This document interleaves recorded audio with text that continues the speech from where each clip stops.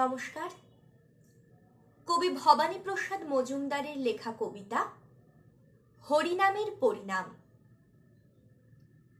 আমার পাখি আজব পাখি, করবে হরিনাম, দেখে যান গো বাবু মশাই, 100 টাকা দাম।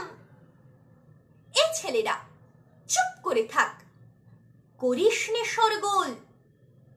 বল তো পাখি, বল একবার, বলো হরি বল।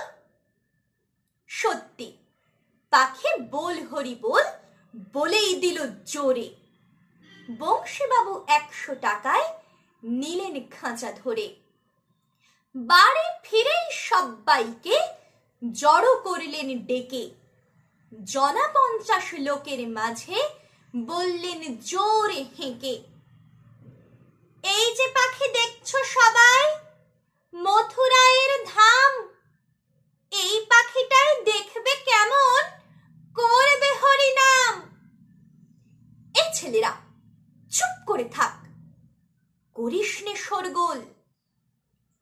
বল তো পাখি, বল একবার, বলো হরি বল। পাখি কিছুই বলে না তো, চুপটি করেই থাকে। বংশীবাবু রেগে মেগেই বলেন তখন তাকে, এত করে সাজছি তোকে, বাড়লো কি তোর দর? দোহাই পাখি, বল হরি বল, নইলে খাবি চড়।